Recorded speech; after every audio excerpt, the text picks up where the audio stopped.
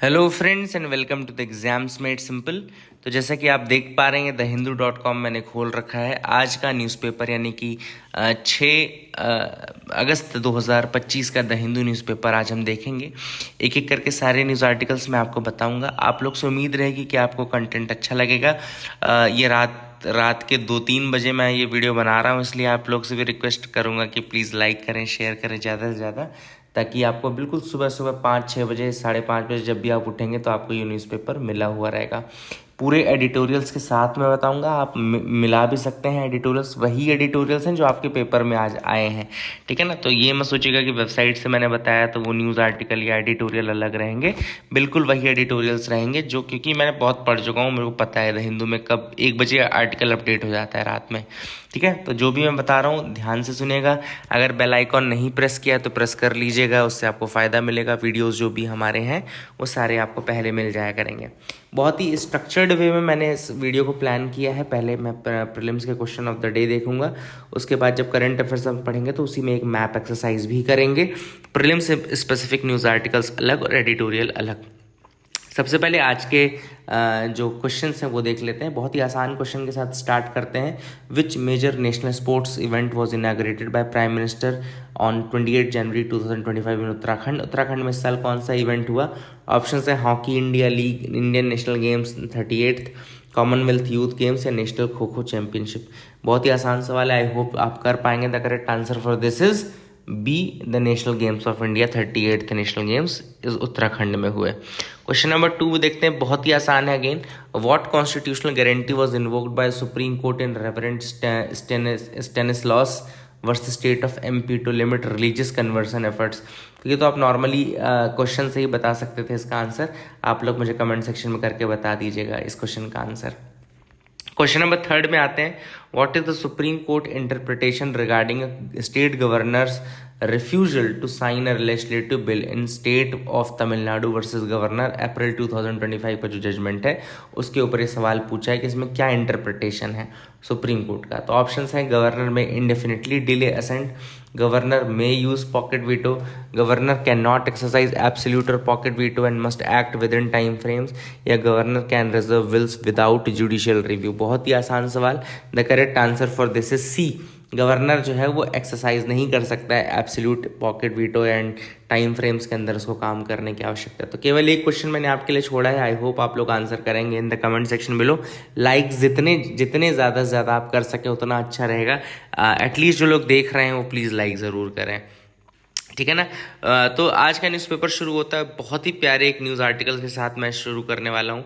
हालांकि ये जो न्यूज़ आर्टिकल आपको दिख रहा है फ्रंट में ये भी मैं आपको बताऊंगा, लेकिन पहले मैं एक बहुत ही अच्छे न्यूज़ आर्टिकल के साथ जो आपको कोई नहीं बताएगा, सैगा एंटीलोप के बारे में, वो बता रहा हूँ। देखो, तो ये मैंने न्यूज़ जो उठाई है ये आपका बहुत ही सेंट्रल एशियन न्यूज़पेपर है, वहाँ से उठाई है। कजाकिस्तान जो है वो डोनेट करेगा 1500 wild saiga antelope to China.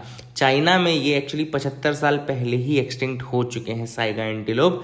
अब इस री इंट्रोड्यूस किया जा रहा है चाइना में साइगा एंटीलोप्स को। और कहाँ से री इंट्रोड्यूस कर रहे हैं?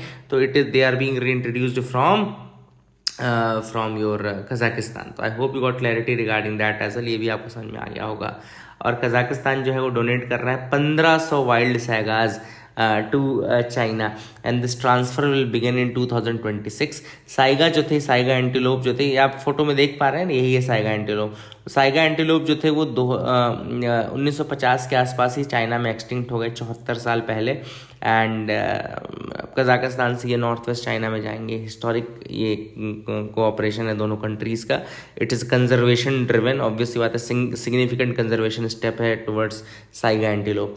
साइगा एंटीलोप की बात करें तो साइंटिफिक नेम है साइगा टाटारिका।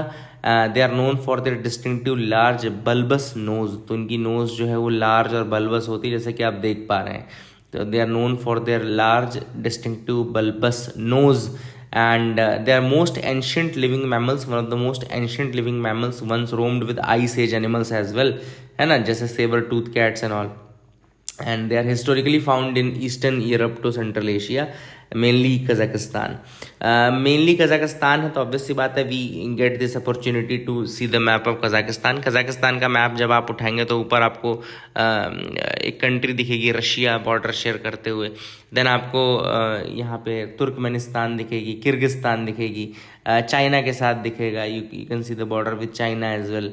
उज़्बेकिस्तान के साथ आपको बॉर्डर दिखेगा, ये भी आपको दिख रहा होगा, है ना. एंड ये सारी चीज़ें आपको दिख रही है. Then Azerbaijan, you can also see other Azerbaijan, जहाँ पे बाकू उसकी कैपिटल भी है.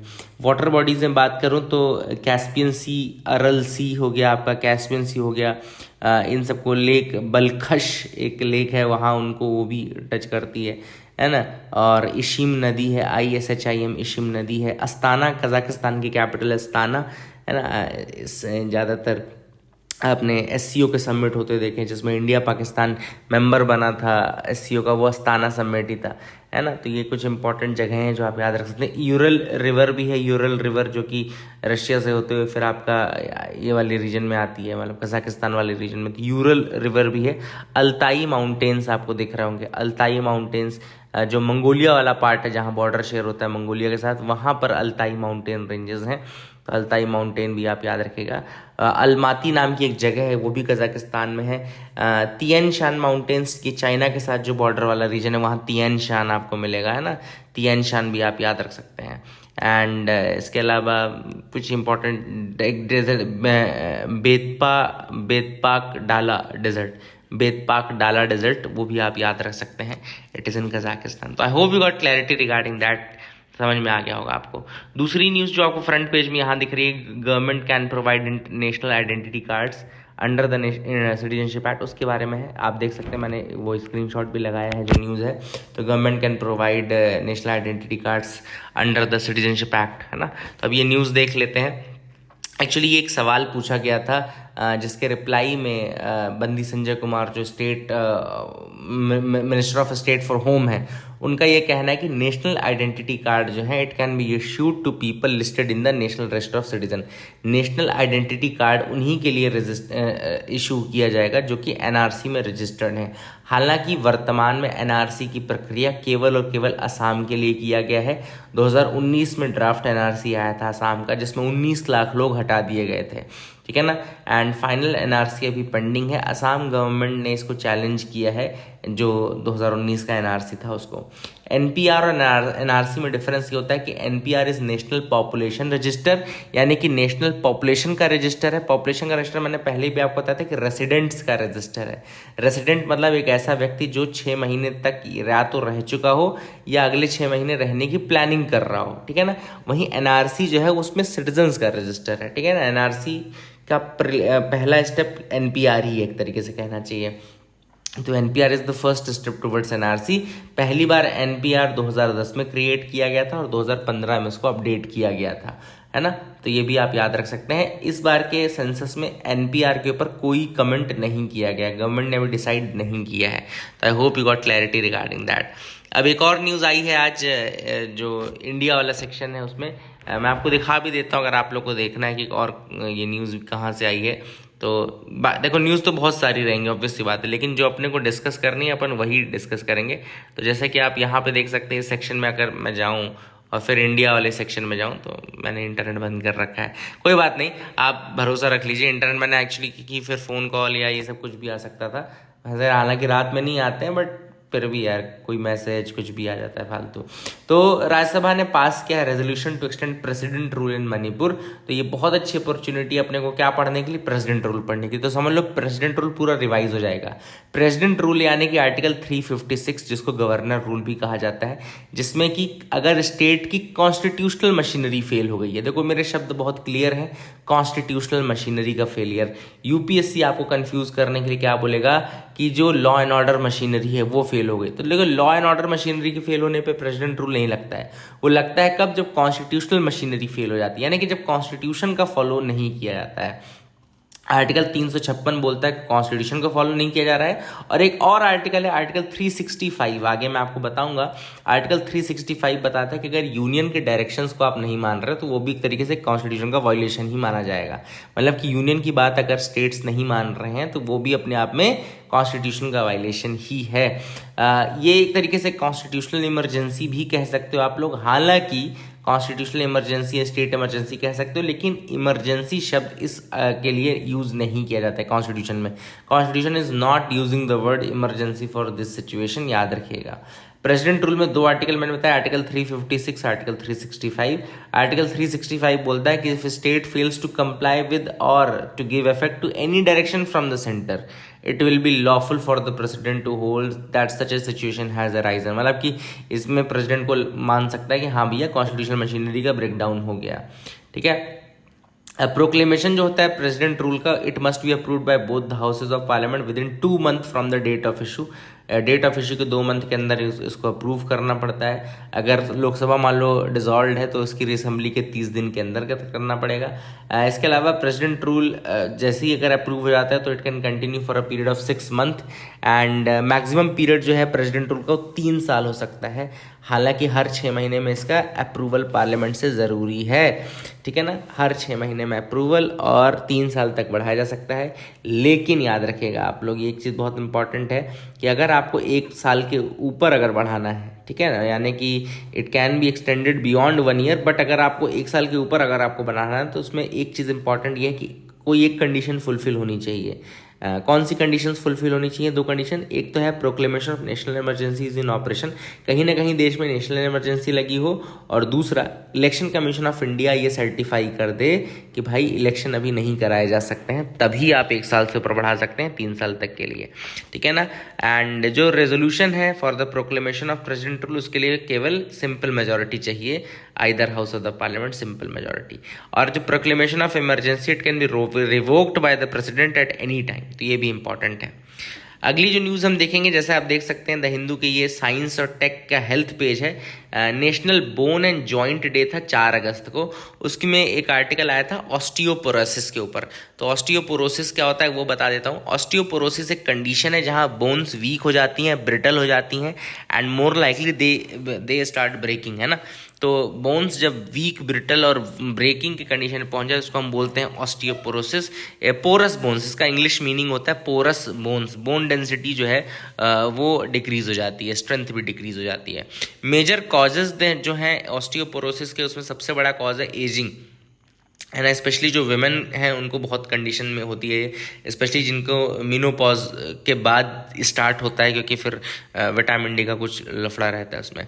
लो कैल्शियम एंड विटामिन डी का इंटेक अगर आपकी बॉडी में, तो भी आपको ऑस्टियोपोरोसिस होगा। देखो मैंने लिखा था वो बताई, जो वो चीज़ तीसरे पॉइंट में लिखी भी है, hormonal changes specially post menopause in women, lack of physical activity, smoking and excessive alcohol, long term use of certain medication जैसे कि स्टेरॉइड्स अगर आप ले रहे हैं, या फैमिली हिस्ट्री अगर आपको ऑस्टियोपोरोसिस की है तो।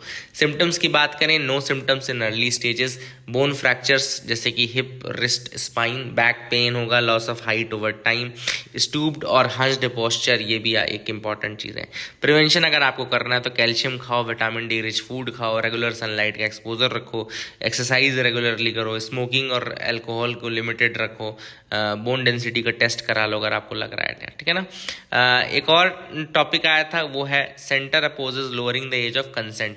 अब आपको बता दूं क्या चल रहा है, एक्चुअली चल ये रहा है कि सुप्रीम कोर्ट में एक पिटीशन लगी है कि पॉक्सो एक्ट के अंतर्गत जो एज ऑफ कंसेंट है, यानी कि कंसेंशुअल सेक्स की जो एज है वो 18 साल से घटा करके 16 साल कर दी जाए, ताकि जो एडोलसेंट्स के बीच में कंसेंशुअल सेक्स होता है उसको पॉक्सो के अंदर ना ट्रीट किया जाए, और उसमें मतलब कंसेंशुअल सेक्स में एटलीस्ट उनको पनिशमेंट ना मिले। तो यूनियन गवर्नमेंट ने ये स्टैंड रखा है कि नहीं, ऐसा नहीं होना चाहिए। बहुत सोच समझ के जो एज ऑफ कंसेंट है वो 18 रखी गई है। अगर हम इसको घटाते हैं तो it could lead to increased trafficking and abuse and it will be disguised as consensual relationship. Trafficking भी होगी, अब्यूज भी होगा, and that will be disguised as consensual relationship. And it will also weaken the protections which are meant for the children and statutory assumption ये है कि children are those who are under 18 and are vulnerable, ठीक है ना। Data भी उन्होंने दिया कि 2007 की गवर्नमेंट स्टडी का, जिसने 53.22% children face some form of sexual abuse. In 50% of the cases the abuser was someone trusted, है ना, and this shows the children are vulnerable to manipulation specially by known adults. तो बहुत vulnerable होते हैं to manipulation specially by known adults and all. Amicus curiae का हालांकि ये कहना था कि नहीं, देर शैल अगर कंसेंशुअल सेक्स होता है between 16 to 18 years of old age तो उसको हमको एक्सेप्ट करना चाहिए। It should not be criminalised under POCSO, है ना, if it is non exploitative in nature, ठीक है। तो वही चीज़ है कि उनका ये कहना है कि घटा देना चाहिए कंसेंटिंग एडोलसेंट्स को। सुप्रीम कोर्ट ने भी अभी देखते हैं क्या फाइनल करता है, लेकिन हालांकि अभी ये इशू चल रहा है। सेंटर ने फाइनल पोजीशन ये दी है कि भैया डिफाइन हमने किया है 18 से नीचे के व्यक्ति को एक बच्चा, and we can not give that 16 to 18 वाला एज ग्रुप कंसेंशुअल सेक्स का, वो हम नहीं देना चाहते हैं। It will dilute the protection mechanisms and all.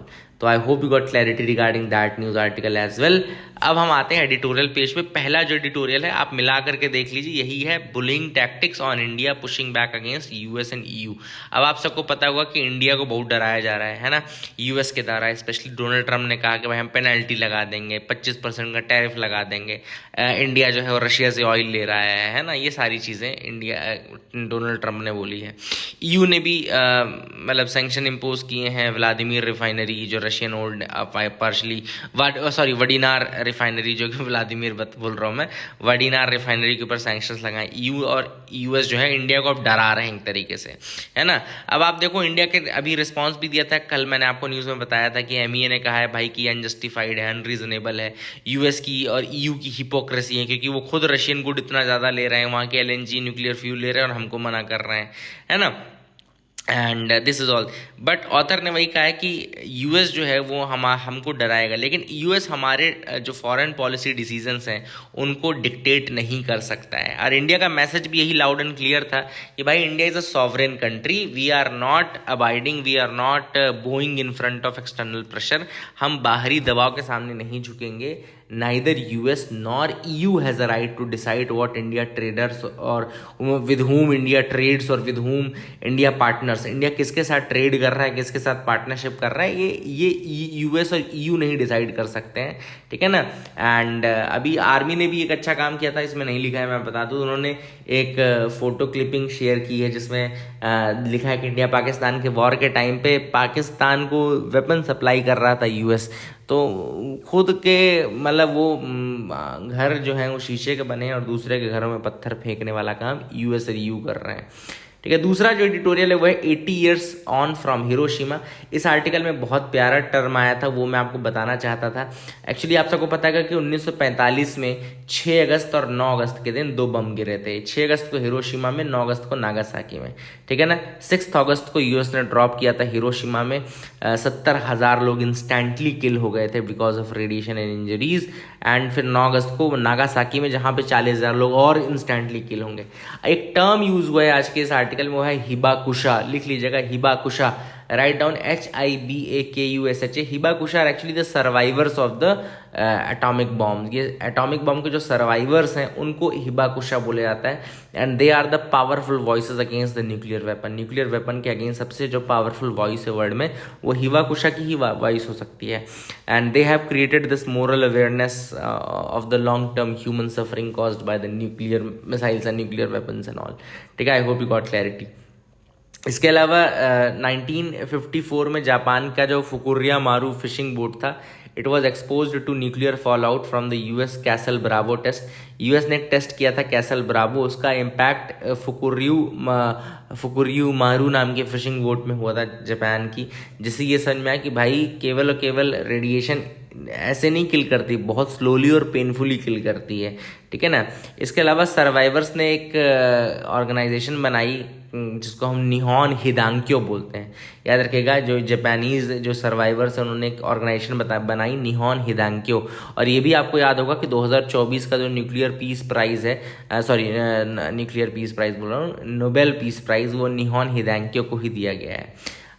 हालांकि ऑथर ने कहा कि मॉडर्नाइजेशन जो हुआ है वेपनरी में ग्लोबल टेंशन्स जो बढ़े हैं वो काफ़ी ज़्यादा प्रेशर क्रिएट कर रही हैं न्यूक्लियर थ्रेट की।